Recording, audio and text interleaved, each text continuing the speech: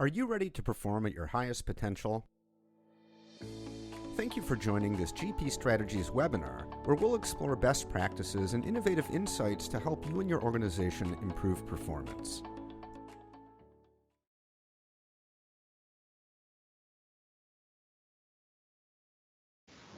Hello, and thank you for watching this webinar, Overcoming Resistance with Blended Learning That People Love, UOB's Digital Collaborative Learning Journey.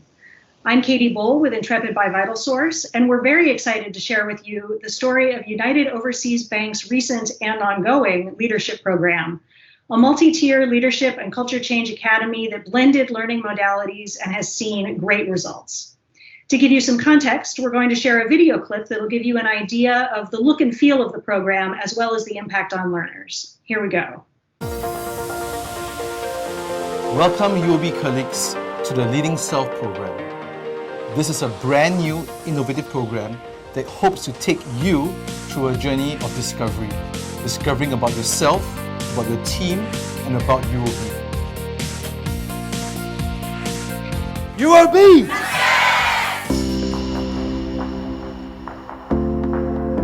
This LRBY program has been amazing. Firstly, because I'm a trainer in many of these topics, but yet I learned so much. They are mostly divided into 3 key modules. Module 1 focuses on learning about yourself. Module 2 is actually focusing more on the interactions with the environment.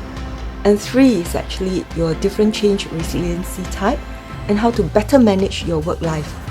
The program has been designed such that you can access it whether you're traveling to work, whether you're at lunch and alone eating.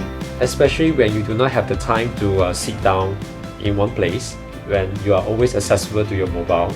I think this is one of the great platforms for you to access to all these fantastic features online. Okay, so with that in mind, let's dive deeper. First, Brian, Nita, and Oliver, would you please introduce yourselves? Hi, everyone. My name's Brian, and I'm based in Singapore. I head up the Group Talent and Development function for UOB. I have, under my responsibility to drive talent development and, group-wide learning. And I'm pleased to be with you today. Hi everyone, I'm Nita Mike. I'm the Director of Client Relationships for GP Strategies, and I am based out of Singapore. My role for this particular project is to ensure that UOB and Brian's team gets what they really require, which is a collaborative social learning program. So, on to you, Oliver. Thanks, Nita and Brian. So my name's Oliver, and I'm our Director of Client Engagement in Singapore for GP Strategies. And really on this project, I wore multiple hats. So I was involved in the very early stages of initial conversations with UOB and played a part throughout the design and the delivery process. So kind of got my hands dirty at every stage. All right, thank you for those introductions. Let's start our first question off for Brian. Could you fill us in on the business challenges that led to this program in the first place and give us a taste of the impact that you've seen? Sure, Katie. I think maybe I'll introduce UOB very quickly. We are a regional bank that have a significant presence across Southeast Asia with 26,000 employees worldwide. So we do have quite a spread out workforce in the region. And one of the biggest challenge we have is, ensuring that our leaders and our people in our teams across the world, have the best leadership competencies and, are able to manage their teams, the business, as well as they can. So, quite a few years back, we were looking at, trying out a different approach to running a program that we could scale. So scalability was one of the key drivers that we wanted to have, because our people are quite diverse and spread across and into different business functions as well. So the important part of the program was that it must be able to reach the people at various levels. It must speak to the particular challenges that they have on a day-to-day basis. And we saw this as an opportunity to launch LRBY as pretty much as a milestone program, right? Where we looked at people at different stages of their careers in the bank and, tailor make, a set of programs that would suit their, that at that particular moment of their career, be it when they are individual contributors that they needed certain skills, the growth mindset to be able to deal with the changes that we are bombarded with on a daily basis. So, and when they became managers, we wanted them to have those skills to be able to manage, more than themselves and the teams. And then, obviously we were looking at also the managers of managers where, they had multiple teams working for them and they needed, much skills. So LRBY was, created with the intent to be comprehensive and that we wanted it to be scalable, and obviously from a business perspective, it had to be cost effective. So we wanted to find a modality that would allow us to balance the level of engagement with our learners, and while at the same time, make it easy for us to roll out and scale across the region. And in the end, I think we managed to do that. I think we managed to push the boundaries a bit with making use of digital content and weaving it together. And I think we found, in my view, I think we found a really creative way to leverage on Intrepid, for example, to allow us to, curate the experience that each individual would have. So we could deliver a very consistent, suite of development to each individual while ensuring that there was a lot of engagement and interaction amongst the participants in each cohort, as well as, with the trainers and with the organization as a whole. So I think it's been a very interesting journey, and I'm kind of, really, to a certain extent, surprised that we have been able to harness the technology. And, I'm very pleased that we have very strong partners in GP Strategies who has helped us and worked very closely with us to make this happen. Excellent. Now, this program started pre-pandemic, so a digital approach might not have been the most obvious solution for UOB.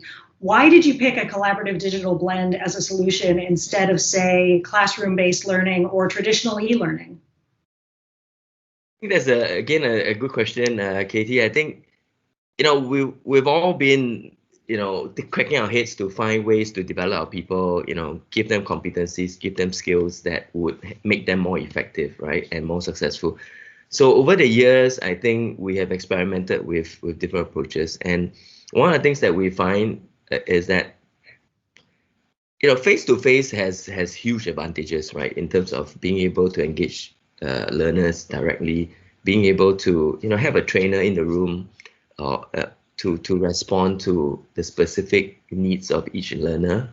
So we had almost in the past always relied on classroom training as the main delivery mode, right? And before the pandemic, I think it's probably if it's coincidental, and I think that it's kind of something that has worked out in our favor. I mean, despite the difficulties that the pandemic is causing us, and the other challenges, the health issues, when we embarked on LRBY a few years back, we were coming from, as I shared earlier, coming from a focus on scalability, right? So we wanted something that would allow us to have the flexibility to enroll large numbers of employees on a common development platform, so to say, right? And we felt that we had to balance between what learners loved, which was the face-to-face interaction with the trainer, and as well as face-to-face interaction amongst the learners, with a more scalable and more cost-effective way of delivering content. So that was the impetus for us to think about the blended approach, to look for a platform, and I think we were fortunate that we managed to find Intrepid as almost perfect for our purpose, highly flexible, configurable, and really allowing us to not just feed content to the people on the program, but to allow for interactions and allowing for users to actually get very involved, right, on the platform amongst themselves, lots of interaction opportunities with the trainer, and more importantly, it's maybe sounding a cliche, but it's anytime, anywhere, it's virtual. It didn't require a lot of tech in order for it to work.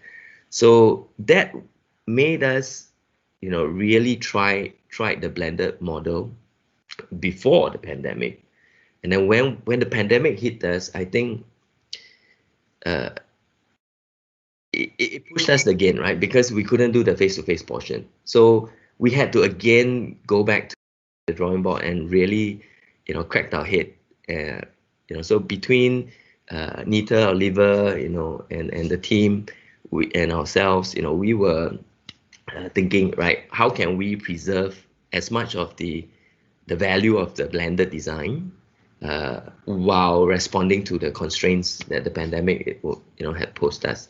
So we decided, and I think that it's worked out really well. I think there are some trade-offs, but overall, I think virtualizing the classroom part, and we still have real people doing the delivery, but the interaction is obviously over the air, pretty much like what we're doing now, right? And I think that we have grown accustomed to interacting virtually, and I think with that switch, now we are fully virtual and online, and I think in fact it now gives me a lot more scalability, right? And I think we are able to drive the numbers even harder and push this out faster.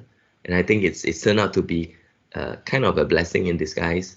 I wouldn't say the pandemic is a good thing, but I think what has pushed us to try and push us to experiment is certainly going to be something that will take us into the future. That's a great picture of what the strengths are of digital learning for UOB. Nita, from GP's perspective, what do you think the strengths are of the combination of digital blend brings with both synchronous and asynchronous elements for learners? Yeah, so Katie, like Brian said, we were walking into new territory when we first started, right? So synchronous learning being learning that happens in real time, and it's often set in a classroom setting or required certain login times, and having the asynchronous learning portion, which does not require that. Instead there's content that's readily available at any given time to learners to access, and whichever time suits them, whichever model suits them. Now, our key role was to ensure that for this program, we needed to make it fun, social, and we had to break norms. The UOB learners were enjoying what has always been traditional learning. Now, our approach required the use of a more hybrid learning model, so we needed to include both blend of formats. Now, the blend of learning assets needed to tick all of the boxes, right? So, of course, at the front of all of this, as Brian had mentioned, was the requirement to be efficient, scalable, and we needed to be agile. If things were not working, we needed to change them. We needed to be able to pull things out and put things in. So, of course, then Intrepid was introduced, right? You guys were able to do a lot of the things that we wanted to do, and it was already on the drawing boards. Now, We were sure that this was not new on a whole. However, this approach of different assets, a blend of assets, was rather new to our UOB learners. We made sure we had to look into what we call the four most important or essential design principles of modern learning, right? Relevancy, connections, time, and goal. Content and the way the learners were learning needed to be ruthlessly relevant to them, right? We were bringing them away from what they were used to, and that was not going to be easy. We needed to respect their time and their availability, given that they came from different parts of the bank and, of course, different countries. And of course, being a strong, neat community, right? UOB has always had that within the bank. We had to embrace the connections that people were already used to having built over time. And last but not least was the pull factor, a reason for them to continue to come back to the platform to learn, to do their learning. So with all of this set, okay, we had to go out there and work through various learning assets to, to ensure that learners were seeing what this meant to them, not only today, but in the long run. So we chose to harness the community bond. That was one of the first things we did, right? By having a large live kickoff and milestone event with a facilitator. Now, the reason for this was they enjoy the interaction. They enjoy having someone speak with them, right? To follow through, it's going to be harder just picking everybody out of classrooms and chucking them on a virtual platform. Now, that's not going to work. That's going to be a mismatch. There's going to be a gap. So we decided to go with the kickoff and the milestone. Now, to follow through on this format, what we did was we created what we call learning teams within each cohort to allow for team cohesion and peer support. Now, regular connections were also made possible by having what we call a virtual instructor-led training session. This was based on content or office hour discussions or just a safe space for this mini teams to come together and share their experiences and what the challenges were that they were facing on a day-to-day basis, right? So what this did was it brought back the cohort together in real time, right? Now, what about the digital aspect? Okay, then we also needed to ensure that we knew, right, we had to entice our learners with the sort of learning that they were already used to outside of the organization. And what do I mean by that? Like learning how to bake a cake, right, via YouTube or forums on Facebook. They've already used this sort of learning, just that it was not a conscious effort with most learners at that point in time. Therefore, we introduced content and activities by adding about 5 or 10-minute tiles on Intrepid, or what we call bite-sized content, right? Articles, videos by UOB learners, subject matter experts, polls, quizzes, feedback, you name it, we had it. Even discussion threads. It is what I call, when you're on a digital platform, you feel a little alienated because you're not seeing people all the time, right? You're learning at your own pace. It is your own time, it's your own target, you have things you want to do, but what about support? So those discussion threads allowed learners to learn from peers, right? Hey, I have a problem. I don't understand this content. Did you guys go through this portion of the video? People start talking, people start interacting, and we're used to this sort of messaging or texting, right? So we also needed to make sure that learners felt safe, learners felt, walked through the process. So one of the other things that we did, and it's very critical, right? And we don't realize this more often. What we had was an expert or a facilitator working with our learners digitally. There was time spent by the subject matter experts week after week going in to support them should they have questions with regards to the content, should they have a need to provide more context to a couple of questions that was already floating on the platform. We also had what we call cheerleaders, our moderators, who were there throughout the journey, right, to make sure learners never felt alone, felt encouraged, felt that we could assist them when there was a trouble or a challenge. With platforms, right, even with the things that we use on a day-to-day basis, we have problems such as, I can't log in, I have a password problem. So the moderators were able to work them through all of these things. Now, as you can see, Katie, we were always constantly thinking about the sort of assets that we were throwing in together. It needed to be a mix blend. Both synchronous and asynchronous learning assets have their strengths. We needed to sift through to make sure we brought the best of the best to the platform together. So, as Brian said, it worked. We were able to respect people's time. It was time released, right? We made sure that the content on a weekly basis was about 60 to 90 minutes. People could do it on the go. They want to train. They were able to listen to a podcast that was 5 minutes during lunch, or they were waiting on someone and they could read an article. And also, as I said at the start of this, we really, really wanted to embrace the community culture. The fact that we were used to face-to-face interactions. So those things were very important. We had set times for virtual sessions. We had set times for the live kickoffs and the virtual milestones where we celebrated the success of each of these learners. And to top all of this, okay, something everybody still enjoys is the gamification of this entire platform. With all of these small tasks and bite-sized learning, we threw in point systems.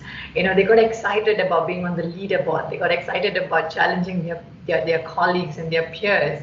And they worked through those mini cohorts, teams and cohorts.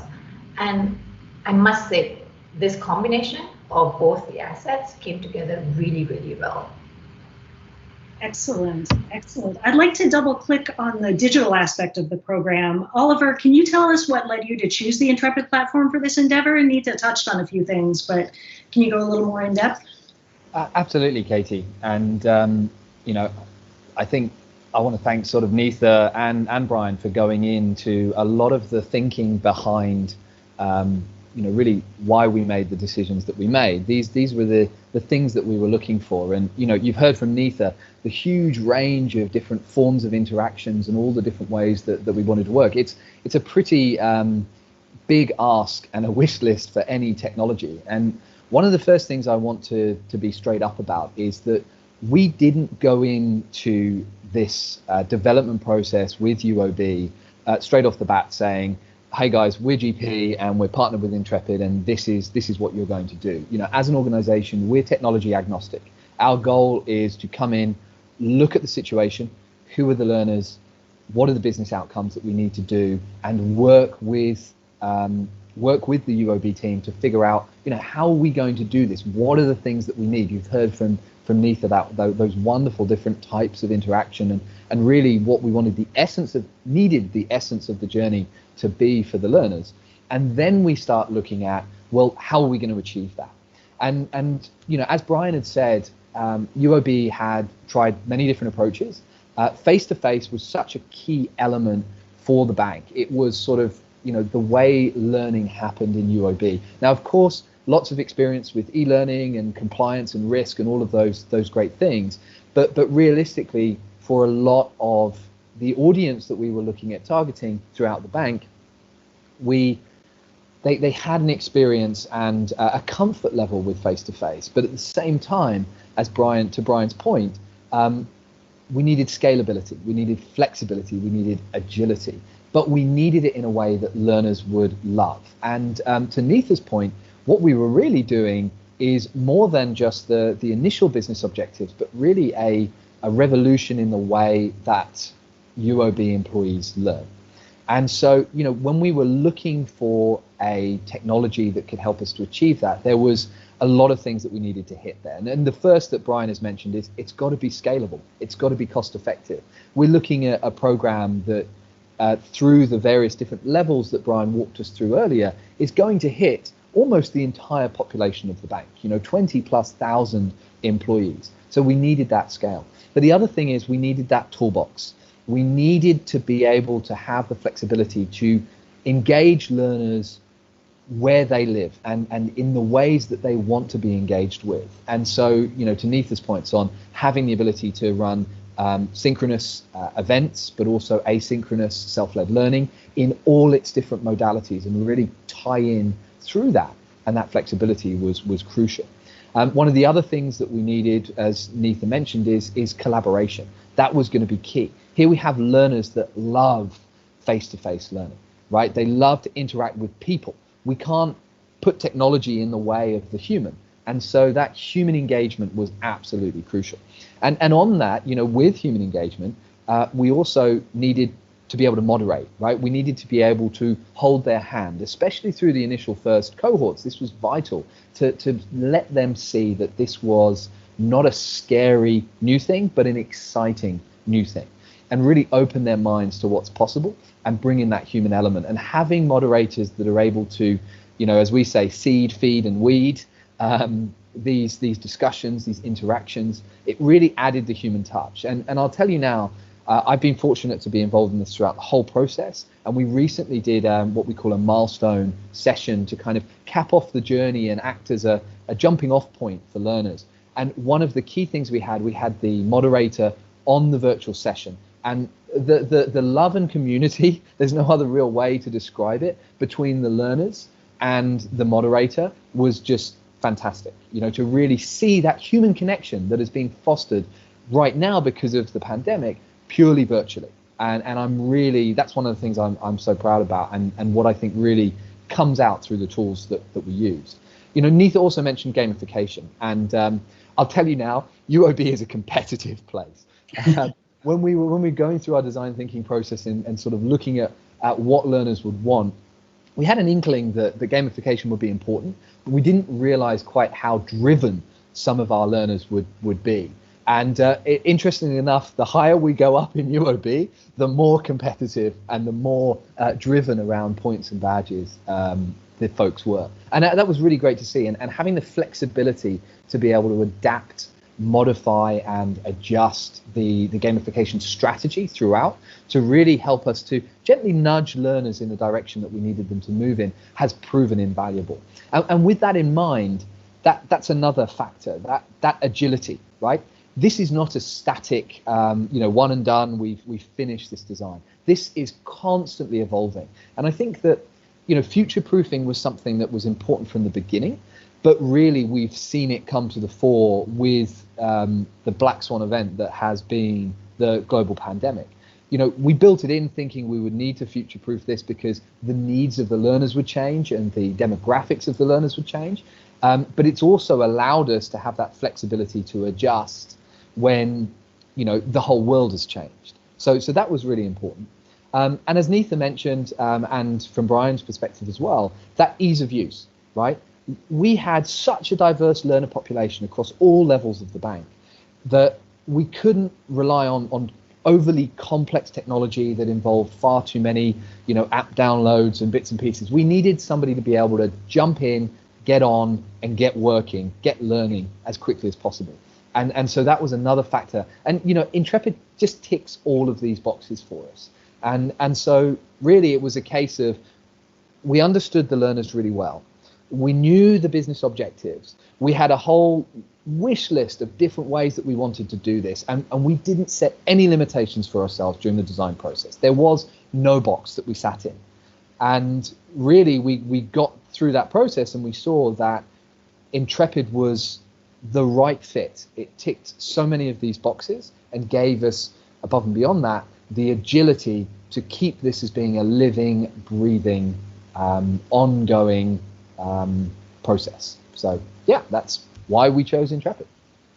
Wonderful, wonderful. I want to come back to the design thinking aspect, but are there any best practices you can share about the change management when Oliver used the term revolution with the shift to collaborative online learning and the blended approach? It sounds like it was a major shift for everyone. What are your top tips for people when they're trying to adjust to this new normal that we're in now? I guess it's asking the right questions, right? The evolution of technology has in some cases pushed boundaries, many change projects in different types of industries, right?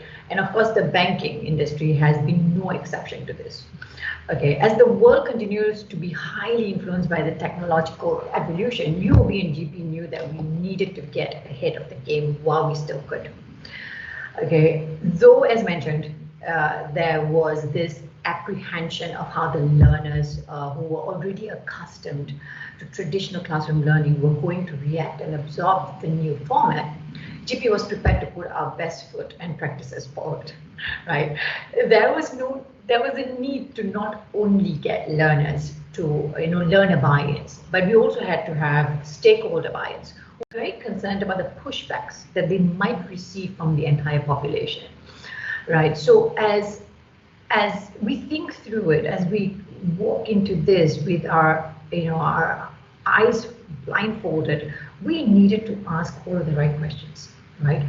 Therefore, to do and enable this, we went through an intensive series of design and empathy sessions through which we sift out what could tip the scale for UOB, right? Knowing our audience and their needs is always crucial. That is one of the things that we kind of set to the front of the stage. Know your audience. What do they want? How do they react? How do they embrace things? And the good thing was GP was already coming in with years of experience in bringing digital learning to our clients, right? We have been doing that for different parts of the world. And now what we had to do was to bring all of that together to see how that would work for UOB. So we worked through, the extent of our limitations. Okay, was what we were proposing ruthlessly relevant, be it content or respecting time or even events that were lined up? Did they make sense? Was it important to the learners? Was it important to the bank? Right? Was the bank ready to embrace this change at all? That was always the question, right?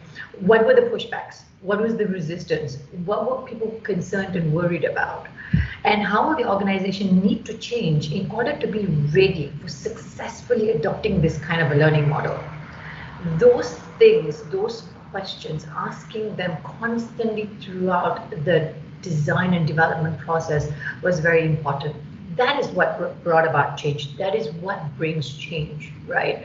The realization that a good partnership between GP and UOB was key, brought about a lot of ideas and assurance, right? We've been doing this day in, day out from the start till where we are today.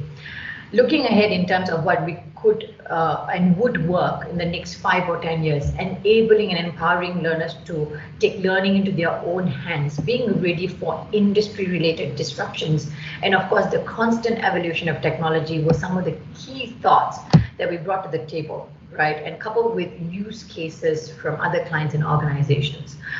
At every stage, it was so important that we never deviated from those questions. Change management, to me, right, can only be enabled by good questions, by good answers, by ensuring that we're doing the back end work, the homework, talking to people, interviewing our learners, right, or having spent more time understanding where UOB came from and where do they intend to head.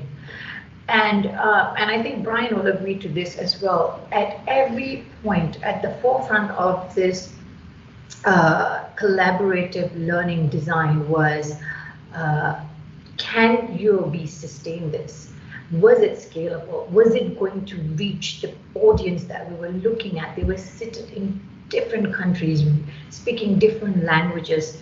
Nobody should be left behind. And then was, how was this classroom trainings going to work? How are the kickoff events going to work if that is the case, right? And I want to kind of bring back Brian to this. And Brian, we spoke about how things changed with COVID, right? COVID was never at the back of anyone's mind, right? We were just headed for a goal that seemed really far. So Brian, why don't you talk about, how the design has been relevant as we went through the COVID period? I think, Nita, exactly, I think, we would probably be claiming too much credit if we said that, we had this as a secret weapon, right, for the eventuality, but the truth is that we didn't know. But one of the things that, we did, find out very quickly was the with the governments imposing lockdowns, in different forms, very quickly we realized our original design of having a physical session, followed by the digital content, was not going to work, right? We just couldn't even get it started. So kudos to the team. I think everyone kind of jumped in, and I think we took less than 3 to 4 weeks to operationalize a totally virtual solution that I shared earlier, right? That we had to do it, but I think the strength of the team was the strong partnership that has been established over the years, and as Oliver has mentioned a lot of times, also that we took a more iterative process to the whole. We're constantly looking at how can we keep our our content fresh, our approach fresh and flexible. And so the team was really already kind of prepared, right, in a unplanned way, in that sense. But I think it turned out really useful that we will knock our heads together and figure out, right, how can we change this, change that, and experiment with the virtualization. And very quickly we got it off the table. And I think there's something that I feel, if I may add to the if there's such a thing as best practice, right? I think maybe more as an idea to share is that we had always been on a journey, right? Over the last few years, I think UOB has been seriously impacted by the disruption in the financial services sector. I mean, we've got a lot. You hear a lot about fintechs coming in and all the different P2P platforms and so on. And we wanted to be as agile as we can, right? And then to be as flexible and fast as we can. So this is one thing that maybe I've kind of picked up over the years with trying to experiment different things. And in particular, I think LRBY has allowed us to put it into practice, to a large extent, is that for an organization of a certain size, I think we are large enough, and therefore it comes with its difficulties of pushing change very quickly. So one thing I discovered is maybe, again, it may sound a cliche, but start small, right? Pick an area that you want to try and experiment in. Keep it really small. Start with a small experiment. Maybe run one class. Find a partner like GP. And figure out. Try a prototype. Run it quickly, and be very prepared to keep changing the formula, right? And when you do that, you will find that maybe certain things work really well, keep it, certain things don't. You are able to keep evolving the product, so to say, right, or the solution. And once you get to a point where you think the solution is probably workable, then that's the opportunity for you to scale. And I think it's that general approach that we've taken with the development at LRBY, because actually LRBY has quite a history. Even before 2017, when we started working with GP, I think we had LRBY running for probably about a year before that. So I think I can reiterate it again, right, that you're never well prepared, because we never really know what's going to happen next, right? But I think we all agree, being agile, being quick, and being flexible in the way that we look at things, and being willing to try new things, right, has to be the way to go, in dealing with the unknown, right? So I think that's probably my one of the big takeaways in this journey, right? That start small, experiment rapidly, and then when you've got a workable product, try to scale it. And then the additional thing that probably we have also learned through COVID and everything is that be prepared to change some more, right? And I think that if we keep doing that and keep listening, right, like what Nita has been highlighting, keep listening to the learners, keep listening to the stakeholders, then you are bound to be able to make the right tweaks that keep your content, keep your program fresh. Because when we talk about sustainability or scalability, at the end of the day, it has to evolve with the situation, right? And I think it's long gone where we knock out a program and then it runs for 5 years in exactly the same way, right? I think those days are gone. Our users are no longer, right? Our learners, users are no longer homogeneous or not demanding. I think they are extremely exposed to different ideas already, and we've got to keep the engagement, really up there, right? Because otherwise, I think we will never get past to them and be able to impart useful skills and competencies. So that I think is from my perspective, adding to what Nita has already said. Thank you. Let's pull on that design thinking thread a little bit. Oliver, I know that the iterative agile approach is at the core of the approach to this program. Talk a little bit about the conceptualizing of the whole suite of LRBY programs. Yeah, absolutely, Katie. And I thank Brian and Nita for really sort of teeing me up as the importance of being agile and the sort of the reasoning behind it all. And look, the design thinking processes, learner-centric design ideals and the agile design process that we use in-house, it's not something new, right? And I don't think that many of our listeners are going to be unfamiliar with those processes. And I don't want to kind of walk you through in baby steps exactly what it is we did at each phase. But many folks that we work with are aware of these processes, right? And many learning professionals that I speak to really do believe that they're using them in their day-to-day. And this is how I work. I use these processes, and this is how we do things in our organization. But to be completely frank with you, it's actually quite rare to see in practice, unfortunately. And the big thing that I will implore all learning practitioners to do is kind of take a cold, hard look at really how they're using design thinking and really question, are they really giving it its due? Are they really working through that process, or is it more lip service that they're using little elements of it, but realistically they're maybe in a little bit more of a traditional way of working? Because I'll be frank with you, when you do it the way that UOB and we did it for these programs, it's scary.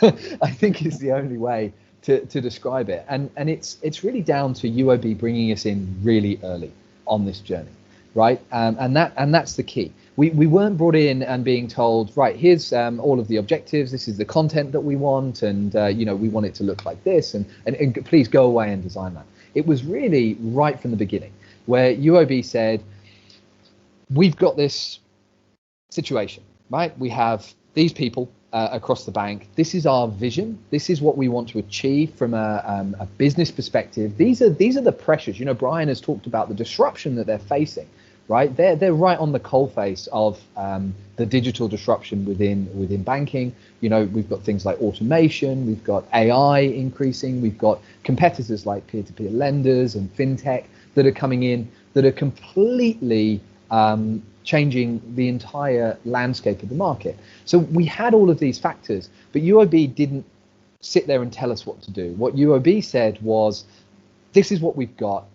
Let's roll our sleeves up and let's figure out together what we can do about it. And that's really where the design thinking process that we live and breathe in the work that we do came in. And honestly, we were really grateful for the level of trust that Brian and the UOB team had in us, right? And had in the process. And I think there was a mantra going through as we got to particularly challenging and nerve-wracking elements of the design thinking process. For example, when we prototyped something and tested it and it didn't work, and we had to blow things up and really start again. It's really hard to sort of kill your darlings, right? We created something and we had to rip it apart and start afresh, and with what we'd learned.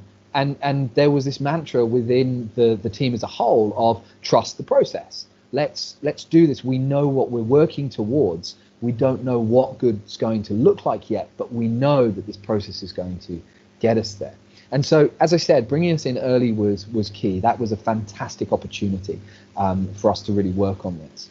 And as Neetha has illustrated as well, understanding the learners was key. This was more than just a simple leadership program that we were doing. This is changing the way people worked, the way people learned, and the way people were adapting and thinking. It was really about mindset shift. There was so much that we were trying to achieve, and we really had to understand our learners at all of the different levels. So the empathy phase was vital, and UOB knew their learners so well. It was fantastic to be able to work with them on that, but they also gave us access to their learners as well. And whenever I talk about us and them, the honest truth is the design team of UOB and GP worked as a single organism, and that was also brilliant. I mean, I remember I used to spend 3.5 days a week on site at UOB throughout the process to be a part of that, and so did other folks within our team, and that was really crucial. We kind of cut down those barriers between the two teams and created a partnership. And really throughout, understanding those learners has been key, and it's been something that we still go back to again and again. As Brian and Neetha have shared, as we look at making adjustments, as we looked at dealing with the situation of COVID, we never made a decision on saying, oh, we think that we should do this. It was always, we've got our learners, we use learner personas, as many people do in design thinking. We had our compass points, and we would keep coming back and testing anything against those personas to really understand, is this going to work for a revenue generating mid-30s, et cetera, et cetera, et cetera, in what part of the business? And is it going to work for somebody who's back office IT? Or are they going to need something slightly different? And so by being able to continually do this, we've never taken the learner away from the center and sat there and said, right, now we're going to focus on content. That's just not how we've been working. And I think that has been absolutely key in enabling us to remain agile and keep the programs relevant and moving in a way that just improves the experiences for the learner. But as Brian has shared, prototyping and testing was really key, and starting small, and starting so small that we're basically prototyping against learner personas, and tearing up what we've done and starting again. It allowed us that flexibility without putting too much risk forward. So the prototyping and testing phases were really key. And even though we're now in full swing, we have this going. I mean, Neetha, maybe you can tell me exactly how many countries we're now running the LRBY programs in, but I think it's 5 or 7 already.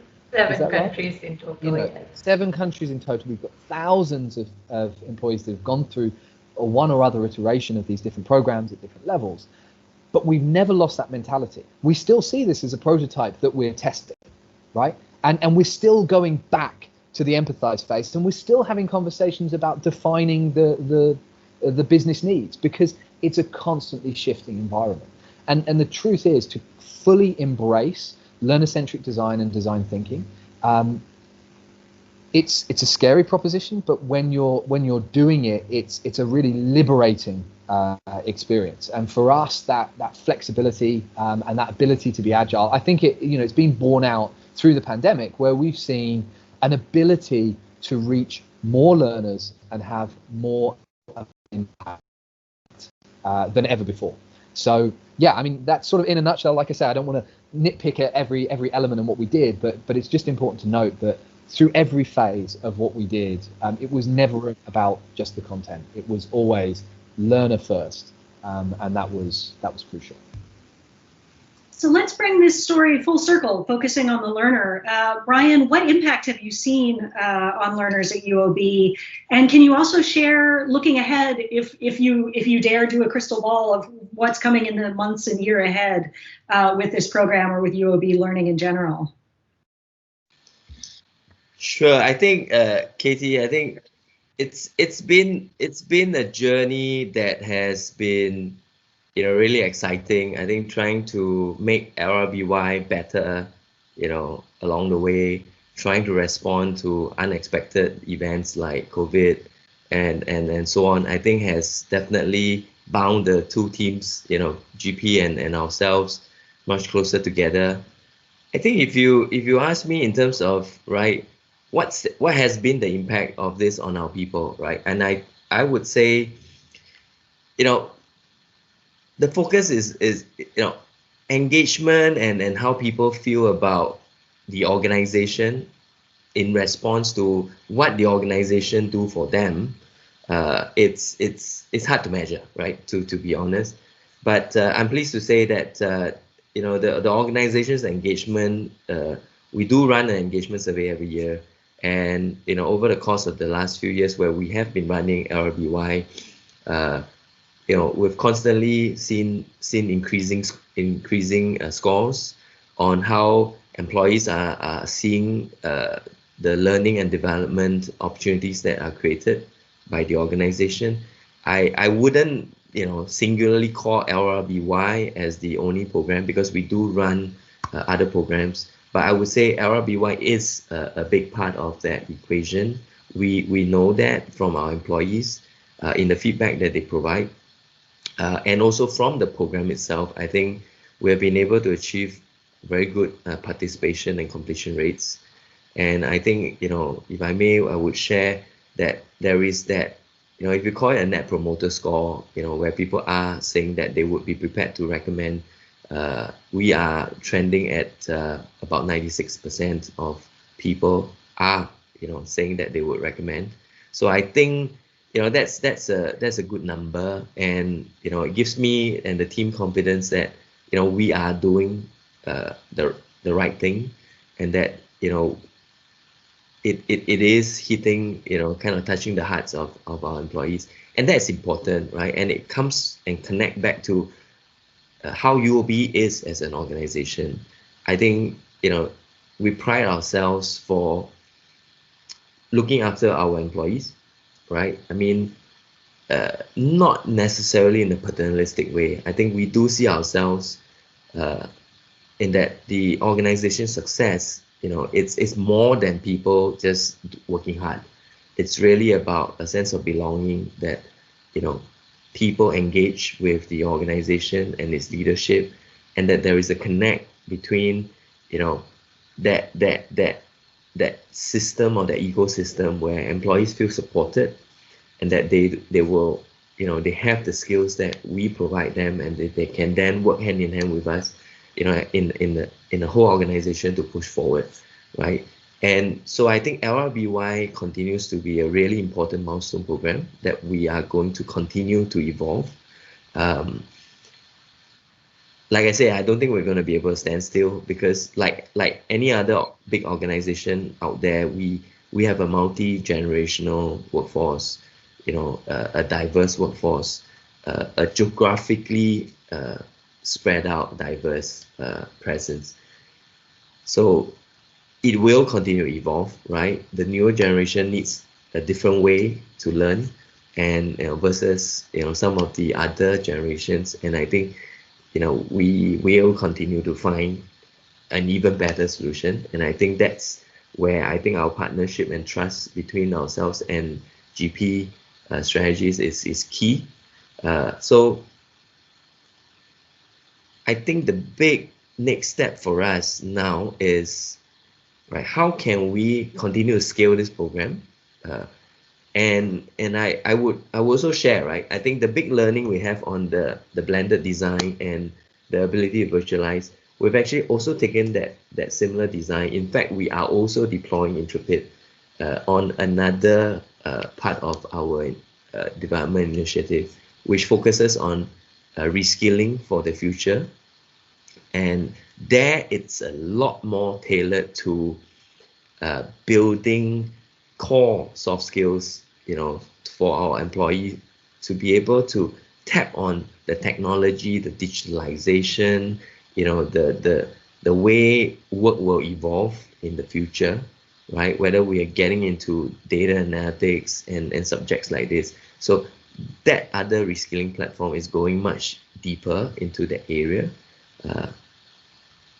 But we are using, we're taking what has proven to work on LRBY and actually also doing that and of course, GP is also with us on that journey, and I can see that there'll be more to come.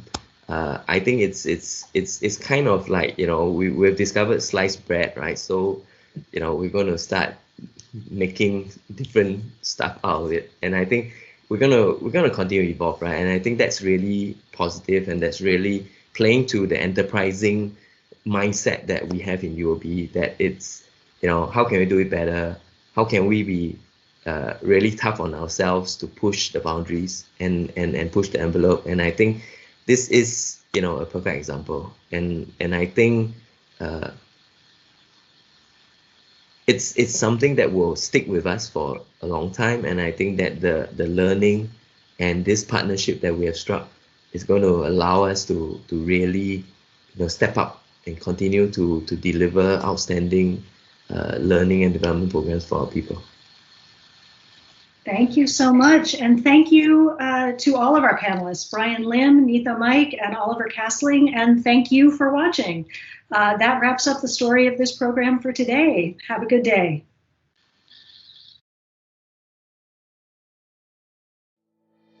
This webinar is brought to you by GP Strategies.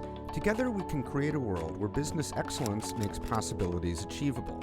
You can access more webinars or download additional resources at gpstrategies.com/resources-library.